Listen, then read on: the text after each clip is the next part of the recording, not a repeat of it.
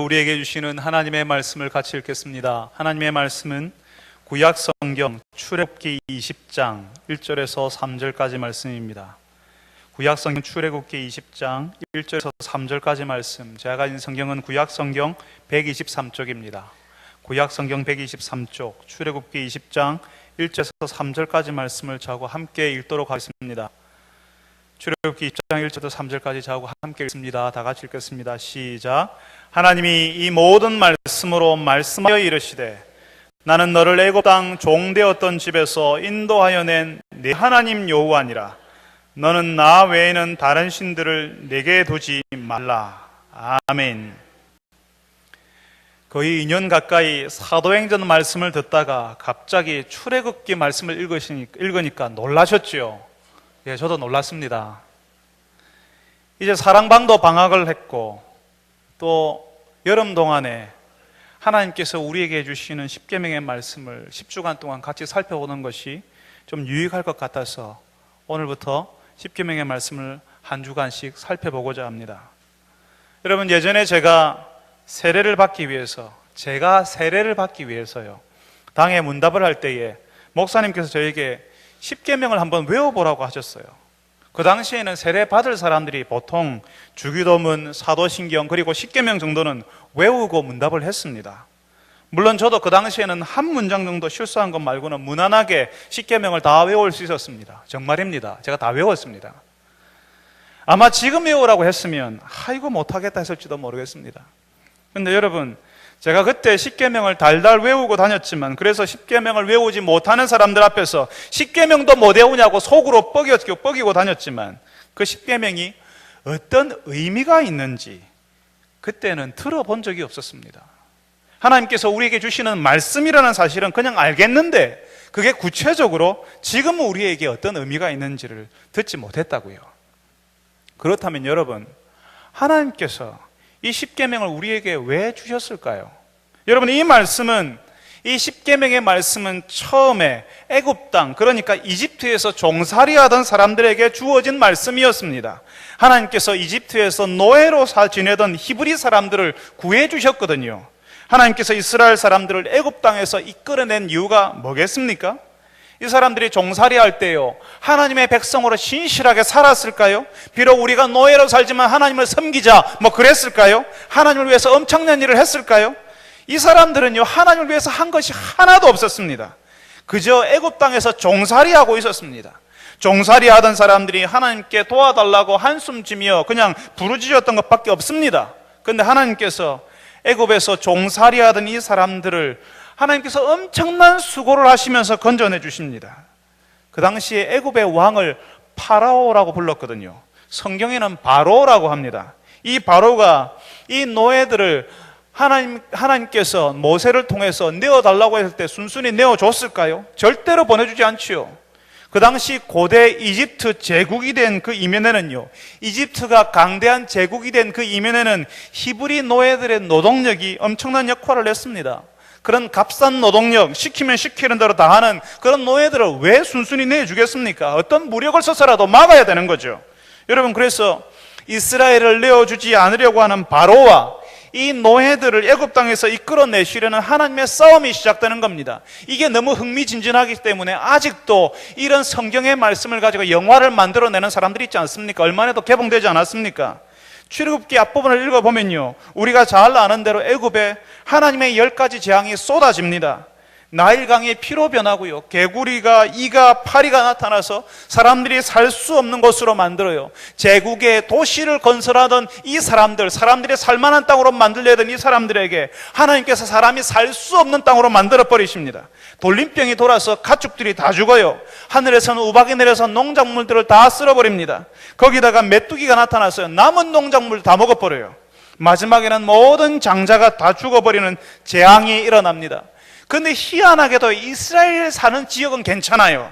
이스라엘 사람들에게는 양의 피를 문설주에 발라서 아무 일도 일어나지 않게 하셨습니다. 오직 애굽 사람의 집에서만 장자가 죽는 일이 벌어지게 하십니다. 다시 말하면 애굽 왕이 그 히브리 노예들을 안 보내주겠다고 하니까 그 대가로 그 땅이 쑥대밭이 되는 거죠.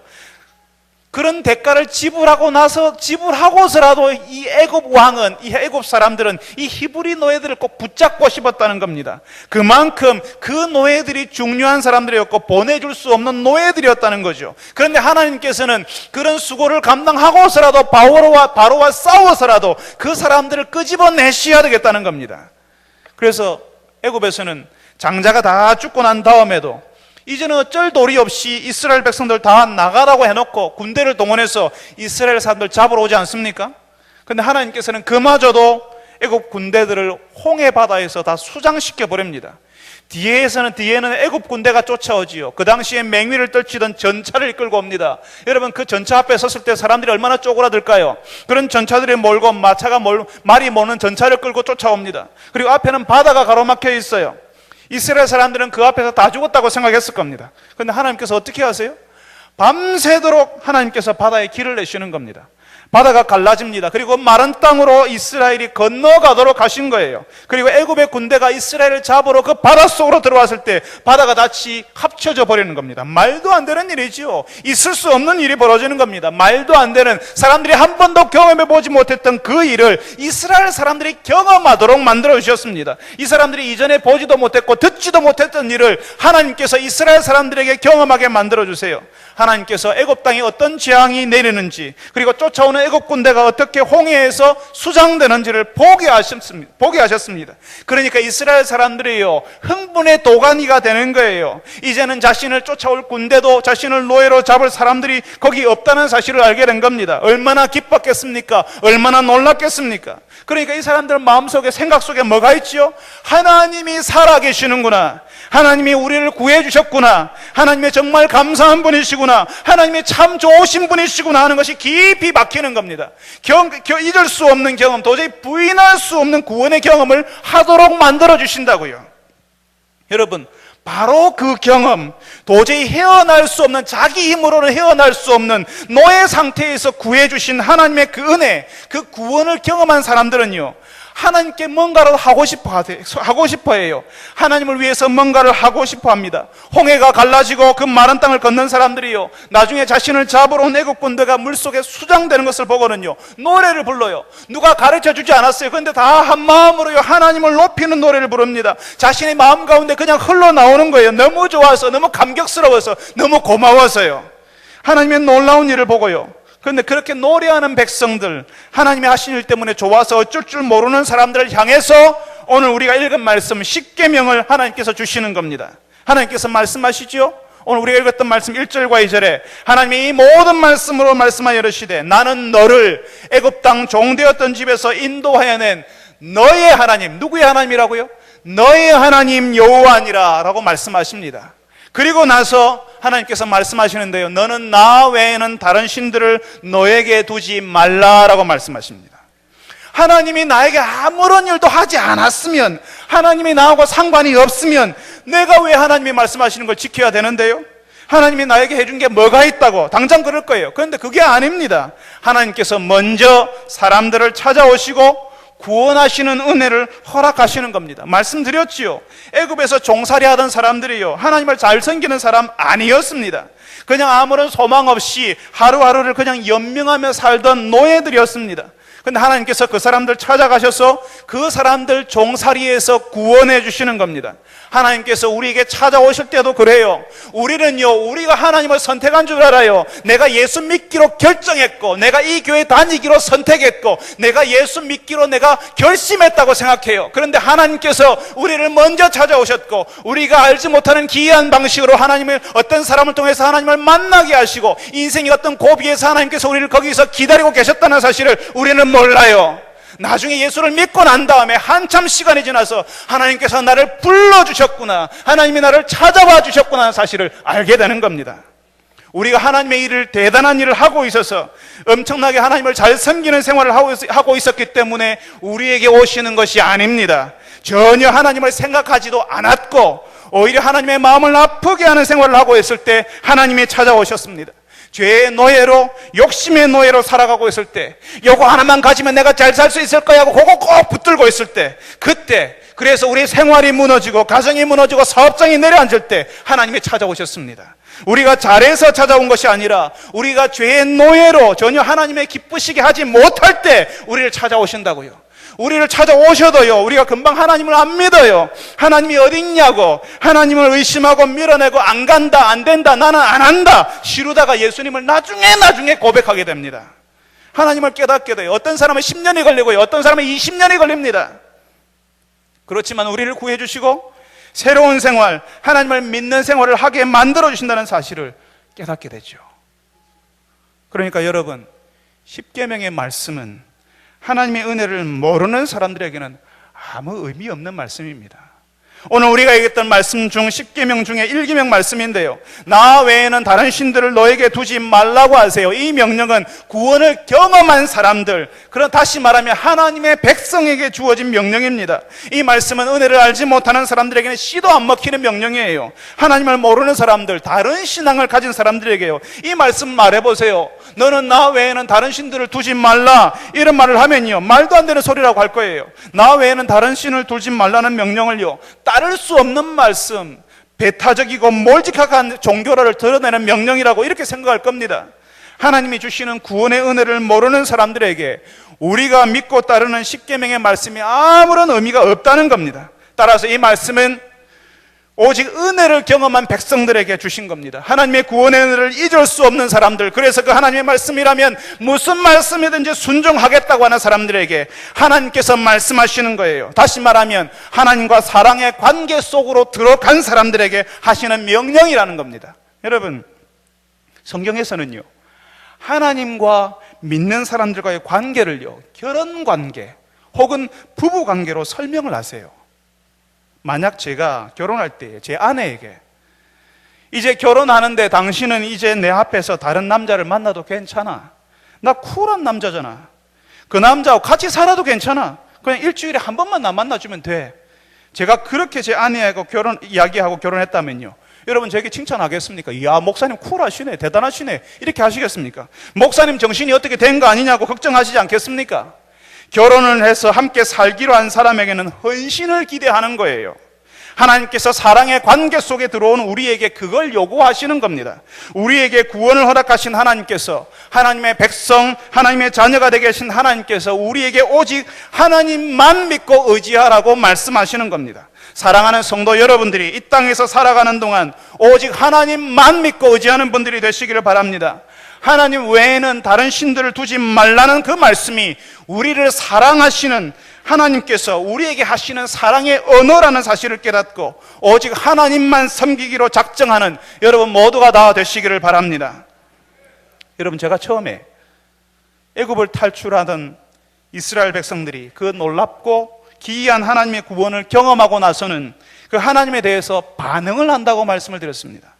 잊을 수 없는 구원, 도저히 감당할 수 없는 은혜를 받은 사람들은요, 그러면 내가 하나님을 위해서 어떻게 할까? 내가 어떻게 살 것인가? 라고 고민하게 된다고요. 바로 그걸 하나님께서는 십계명으로 가르쳐 주는 거예요. 어떻게 하나님을 섬길지 모르는 사람들에게, 어떻게 하나님을 믿고 의지할지 모르는 사람들에게 너희들은 이렇게 하면 된다라고 십계명을 보여주시는 겁니다. 하나님을 구원한 사람들이 어떻게 살아야 하는가, 어떻게 하나님의 백성으로 살 수 있는가를 가르쳐 주시는데 그 첫 번째가 하나님 외에는 다른 신을 두지 않는 것입니다. 그런데 여러분, 분명히 구원받은 사람은요, 하나님만 믿잖아요. 이미 하나님을 믿는데 왜 구태여 나 외에는 다른 신들을 너에게 두지 말라고 명령하시죠? 여기서 나 외에는 이라는 말에 비밀이 숨겨져 있습니다. 이 나 외에는 이라고 번역된 이 말을 더 정확하게 말하면요, 내 면전에서, 내 앞에서 혹은 내 옆에서라는 의미입니다. 하나님께서 하신 말씀을 다시 풀어서 말하면요, 내 앞에서 다른 신들을 두지 말라, 혹은 내 면전에서 다른 신들을 두지 말라는 말씀입니다. 이게 무슨 말이냐면 하나님도 섬기고 다른 신도 섬기지 말라는 거예요. 여러분, 실제로 성경을 보면요, 이스라엘의 역사 가운데 하나님의 백성들이 그 하나님을 어떻게 섬겼는지가 나옵니다. 그 사람들이 하나님을 철저하게 배척하고 나 이제 다른 신에게 가겠어, 다른 신을 섬기겠어 이러고 다른 신에게 가지 않았습니다. 오히려 하나님을 섬긴다고 하고 그 앞에서 다른 신을 섬기는 거예요. 여러분 결혼 생활을 하는데 아내와 남편이 있는데 그 남편이 아내 앞에서 다른 여자하고 사는 거예요. 그런 식으로 했다는 겁니다. 그러니까 하나님과 다른 신을 같이 섬기는 겁니다. 여러분 이상하지요? 우리가 새벽마다 열왕기상 말씀을 읽고 있는데요, 그 열왕기상, 열왕기하 말씀은 바로 그 이상한 신앙을 기록한 성경입니다. 하나님의 백성인데, 그러면 하나님의 백성이니까 하나님만 섬겨야 하는데 하나님도 섬기고 다른 우상도 섬기는 이상한 신앙을 보여주는 거예요. 이 사람들이 그랬습니다. 성전 엄청나게 크고 화려하게 지었어요. 여러분 솔로몬 성전은요, 열왕기상 보면요 대단하게 지었습니다. 지성소 전부 금으로 금칠을 하고요, 기둥도 금이었어요. 그 대단하게 크고 화려하게 지어놓고 거기서 하나님께 예배를 드렸습니다. 안식일마다 예배는 드렸습니다. 그런데 다른 날은 가정에서 하나님하고 상관없이 사는 거예요. 세상의 방식대로 배우자를 바라보고요, 세상 사람들이 하는 대로 자녀를 키워요. 여러분 그 이스라엘 사람들이 자신의 자녀들을 우상에게 바쳤습니다. 성경을 읽어보면요, 그 자녀들을 이스라엘 사람들이 우상에게 갖다 바쳐요. 죽는 대로 갖다 바칩니다. 자신의 자녀들을 우상이 시키는 대로 해요. 가정에서 하나님 대신에 다른 우상을 섬깁니다. 일터에 가면 그 일터에서 섬기는 신은 따로 있어요. 그 일터에서 하나님은 없습니다. 그러니까 이스라엘 사람들도 철저하게 하나님과 다른 신들을 같이 섬긴 사람들이었다고요. 우리가 많이 들어본 이름이 있잖아요. 바알과 아세라. 여러분 이 사람들이요 하나님을 섬기면서 바알과 아세라도 같이 쳐다봐요. 왜 그렇게 하는데요? 그 바알과 아세라를 섬기면 많이 가질 수 있는 줄 알아서, 높이 올라가는 줄 알아서, 풍요롭게 살고 편한 생활을 하게 해준다고 믿었거든요. 잘 살고 싶어서, 높이 올라가고 싶어서, 사람들에게 인정받고 싶어서 어떻게 한다고요? 하나님도 섬기고 아세라, 바알과 아세라 우상도 같이 섬긴다고요. 이상하지요? 이상하게 생각하지 마세요. 지금도 수많은 성도들이 그렇게 살아요. 이제 예수 믿으면 하나님만 믿고 의지해야 되는데 희한하게도 그러지 않거든요. 예수 신앙을 가졌지만 점집에 다니거나 그런 종류의 기복신앙의 영향을 받으며 사는 성도들 이야기 많이 듣고 있지 않습니까? 그러면서요 그 점집에 왜 갔냐고 물으면요 재미로 했대요. 재미로 본대요. 예전에 아이를 낳은 가정이 있어서 신방을 예전에 간 적이 있습니다. 사실 그 아이가 출산할 때가 안 됐거든요. 근데 어떻게 아이를 벌써 낳아서 가서 왜 어떻게 이렇게 일찍 아이를 낳게 되었냐고 물었더니요, 좋은 날을 받았대요. 좋은 날 좋은 시간이 언제인지를 물었다는 겁니다. 그 길일에 맞춰서, 그 길한 시간에 맞추어서 수술을 했다는 겁니다. 기도해 주러 온 목사에게 미안해하지도 않아요. 교회에서는 하나님을 믿는다고 하고 다른 데서는 예전에 하던 대로, 사람들이 하는 대로 하는 것뿐이죠. 예수 믿는데 이사갈 날들을 받지 않습니까? 아이 이름을 철학관에 짓지 않습니까? 그 사람들 전부 하나님 외에 다른 신을 섬기는 사람들입니다. 또 제가 들으니까요, 결혼식 앞두고 있으면 장례가 나도 그 장례식 안 간다면서요. 도대체 누구를 섬기는 사람들입니까? 하나님을 섬기는 사람들이 왜 그런 거 신경 쓰죠? 그런 세상 풍조에 잡혀 사는 건 역시 하나님 외에 다른 신을 섬기는 것과 같은 것입니다. 예수 안 믿는 사람들이 우리를 우습게 봐요. 예수 안 믿는 사람들도 신경 안 쓰는 것들을 신경 쓴다고요. 재수 없을까봐 혹은 부정 탈까봐 별것 아닌 거 신경 쓰며 산다고 진짜 예수쟁이 맞냐고 우리를 우습게 여긴다고요. 여러분 보통 우리 예수 신앙이 우리 인생, 우리 인격 속에 자리를 잡고 그 열매를 맺으려면요 참 오랜 시간을 기다려야 합니다. 예수 믿는다고 금방 그 사람의 성품, 인격까지 다 바뀌지 않습니다. 담배를 끊는다, 술을 안 마신다, 주일날 교회 간다 하는 일은 금방 나타날 수 있습니다. 그렇지만 그 사람의 내면, 성품이 변하는 오랜 시간, 세월을 두고 일어나는 일이에요. 바로 그 내면의 변화, 성품의 변화가요 오직 하나님만을 섬길 때에 우리 인생에 베푸시는 하나님의 열매라는 것입니다. 하나님을 섬길 때에만 나타나는 일이라고요. 여러분 갈라디아서의 5장에 보면요 성령의 열매라는 것이 나오지요. 그 열매들이요 지위, 명예, 그리고 재물, 손으로 셀 수 있는 것, 눈으로 볼 수 있는 것, 뭐 그런 것들이었습니까? 전혀 아닙니다. 사랑과 희락과 화평과 오래 참음과 자비와 양선과 충성과 온유와 절제니 이런 것들을 금지할 법이 없느니라. 저절로 우리가 하나님만을 섬길 때에 나타나게 되는 것이라고요. 오랜 시간 예수 신앙 속에서 살아갈 때에 자연스럽게 우리 생활 속에 배어 나오는 것입니다. 사랑하지 못했던 사람을 사랑하지 못했던 사람이 사랑할 줄 알게 되고, 불평과 원망의 말을 쏟아내던 사람이 어려운 형편 속에서 기뻐할 줄 알게 되는 것은 금방 되는 일이 아닙니다.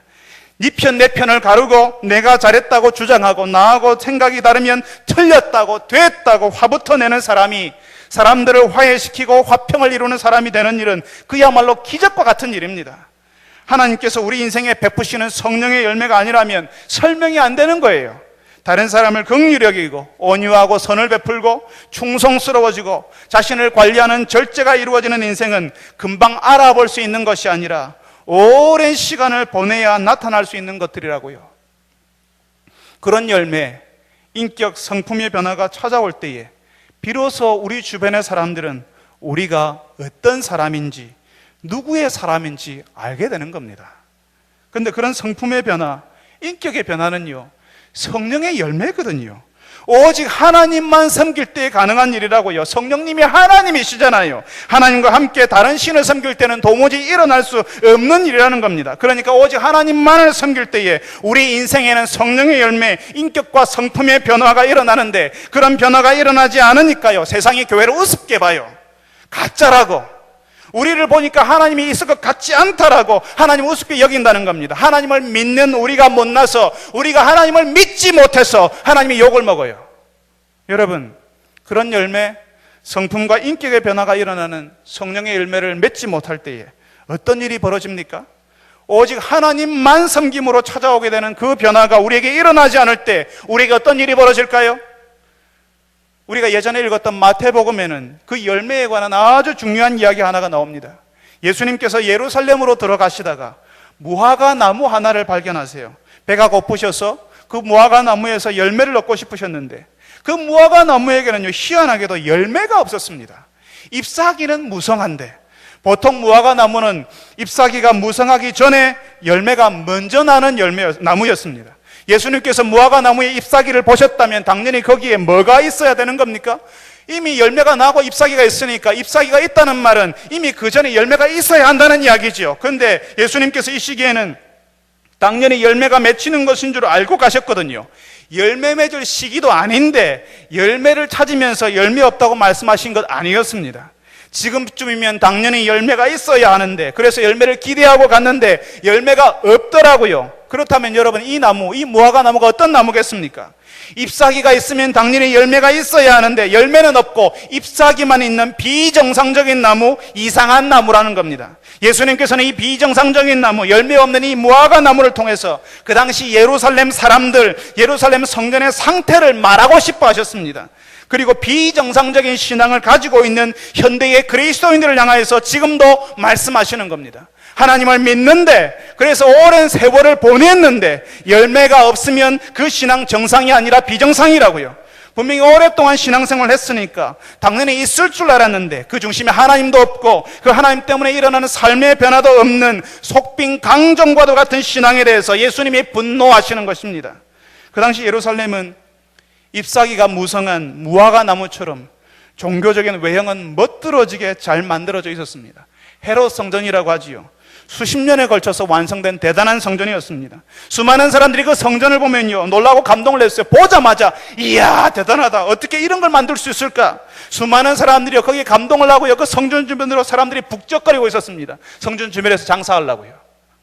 겉으로 보기에는 대단해 보이고 사람들도 많이 모여요. 별 문제 없는 것처럼 보였습니다. 그렇지만 실상은 아무 능력도 생명도 열매도 없는 성전이었습니다. 눈에 보이는 활동은 성전 같았지만 하나님 보시기에 그것은 성전이 아니었습니다. 사람들은 북적거리는데 정말 있어야 하는 것은 없었다는 겁니다. 성도 여러분, 사람들이 많이 북적거리기 때문에 거기에 하나님이 인정하시는 뭔가가 있다고 생각하지 마시기 바랍니다. 오늘 교회에 수많은 프로그램이 있고 수많은 모임이 있고 제법 많은 사람이 모이기 때문에 우리 교회는 하나님이 인정하시는 교회라고 생각하지 마시기 바랍니다. 예수 그리스도의 구원하시는 은혜가 지금도 계속 우리 교회에 나타나는가? 우리 교회에서 새로 예수 믿는 사람들이 나오고 있는가? 예수님 때문에 자신의 인생을 하나님께 드리기로 작정한 사람들이 있는가? 하나님 앞에서 내가 변하고 있는가? 나의 가족들이, 나와 가까운 사람들이 나의 변화를 눈치채고 내 안에 계신 하나님을 주목하고 있는가를 봐야 되는 겁니다. 하나님이 인정하시는 하나님의 교회는 이런 일들이 나타나야 하는 겁니다. 여러분, 잎사귀만 무성히 있을 때도요, 사람들이 우리를 주목할 수 있어요. 겉모양이 대단해 보이거든요. 한번 사람들이 우리를 주목할 수는 있지만 조금만 시간이 지나면 우리 속에 진짜가 없다는 사실을 발견하게 되는 겁니다. 잎사귀만 무성한 사람들은 오랫동안 교회 주변에서 생활해서 어떻게 하면 자신의 본 모습을 드러내지 않고 사람들 사이에서 괜찮은 사람으로 살 수 있는지 아는 사람들입니다. 주변 사람들은 그 사람 괜찮은 사람이라고 말할 수 있습니다. 신앙이 있는 사람이라고 말할 수 있습니다. 그렇지만 그 사람이 잎사귀만 무성한 사람인지 열매를 품고 있는 사람인지 하나님은 아십니다. 또 자신이 알고 있습니다. 결국에는 주변 사람들이 나중에는 다 알게 되는 겁니다. 여러분, 예수님께서 이 열매 없는 나무, 비정상적인 신앙에 대해서 뭐라고 말씀하셨을까요? 이제부터 영원토록 네가 열매를 맺지 못하리라. 무화과 나무가 곧 말라버렸습니다. 여러분, 이 무화과 나무, 열매 맺지 않는 나무가 사실은 그 당시에 잎사귀만 무성하던 예루살렘 사람들과 성전을 상징한다고 말씀드리지 않았습니까? 예수님께서 말씀하신 대로 그 무화과 나무는 말라버렸습니다. 그리고 그 나무가 상징하던 예루살렘과 그 성전도요, 나중에 다 무너지고 황폐한 땅이 되어버렸습니다. 로마 군대가 와서 다 초토화시켜버렸어요. 사람들이 자랑하던 그 엄청난 건축물, 수십 년간 공을 들여 지었던 그 성전도, 예루살렘 성도 다 파괴되어 버렸습니다. 사람들이 보기에 대단해 보이고 화려해 보여도 하나님 보시기에 있어야 할 것이 없을 때 하나님께서 어떻게 하시는지를 오늘 우리에게 보여주시는 것입니다. 사랑하는 성도 여러분, 여러분들이 인생의 수많은 날수를 살아오면서 이루신 것들이 있을 겁니다. 어떤 분들은 직장에서 남들이 부러워하는 자리에 올라설 수 있습니다. 비교적 젊은 나이에 다른 사람보다 더 빨리 그 자리에 올라갈 수 있고, 어떤 분들은 여러분의 이름으로 된 사업장 번듯하게 가졌을 수 있습니다. 또 어떤 분들은 돈 관리, 재무 관리를 잘 하셔서 남은 여생 그렇게 힘들이지 않게 보낼 수 있게 되었던 분도 계실 겁니다.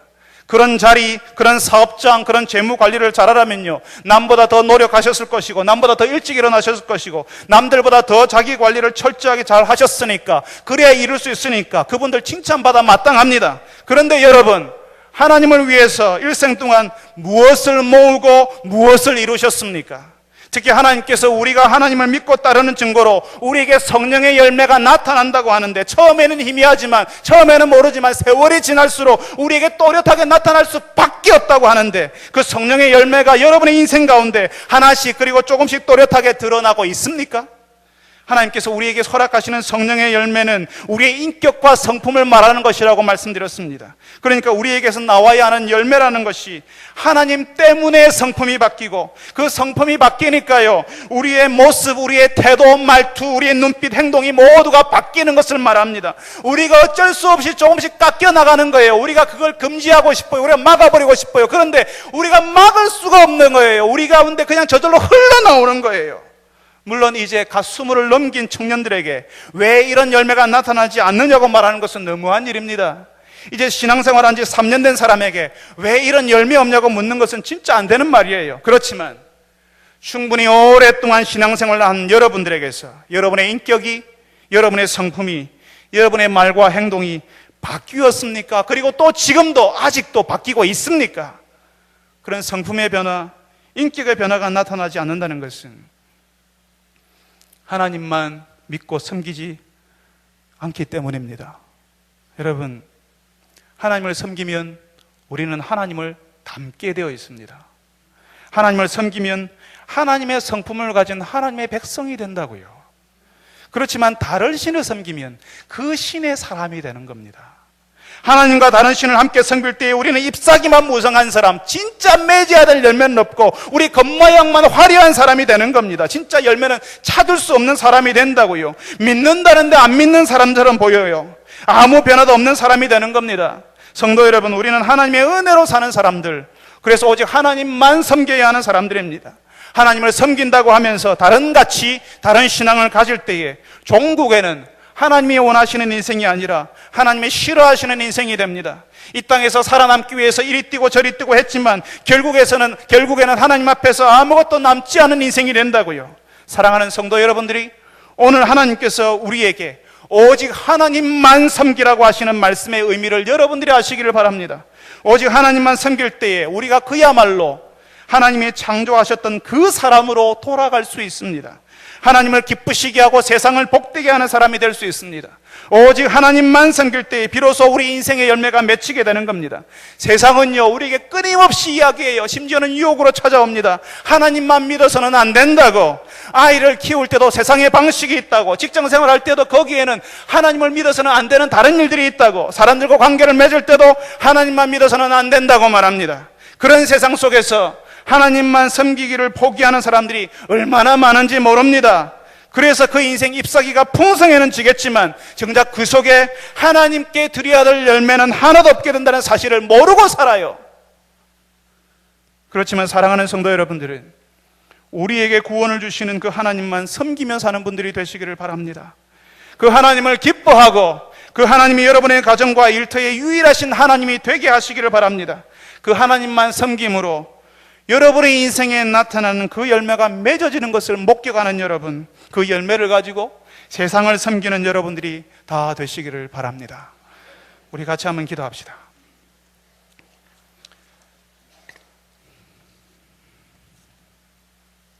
여러분, 우리가 하나님을 선택했고 내가 예수 믿기로 작정한 것 같았지만 사실은 하나님께서 우리를 기다리고 계셨고 하나님께서 우리에게 먼저 찾아와 주신 것입니다. 하나님께서 우리를 구원해 주셨고 죄의 노예, 욕심의 종으로 살아가던 우리들을 전혀 다른 가치를 안고 살아가도록 만들어 주신 것입니다. 여러분, 이 시간에 우리를 구원하신 하나님 앞에, 우리 인생을 인도하신 하나님 앞에 감사하셨으면 좋겠습니다. 또 한 번 기도할 때 여러분, 우리가 희한하게도요, 하나님만 믿는 백성들인데 하나님만 믿는 게 아니라 하나님과 함께 다른 우상도 같이 믿어요. 다른 신앙, 다른 가치를 같이 섬겨요. 그럴 때 우리 인생의 열매가 나타나지 않습니다. 우리 같이 한번 기도합시다. 하나님, 하나님만 믿고 따를 수 있게 하여 주시옵소서. 우리의 가정에서, 우리의 일터에서 하나님을 믿는 신앙으로 살아가게 하여 주시옵소서. 그래서 우리 인생에 하나님을 섬기는 열매, 하나님을 닮아가는 열매들이 나타나게 하여 주시옵소서. 성령의 열매를 맺게 하여 주시옵소서. 하나님을 기쁘시게 하고 세상을 복되게 하는 열매가 내 인생 가운데 나타나게 하여 주옵소서라고 우리 다 같이 한번 한 목소리로 기도하겠습니다.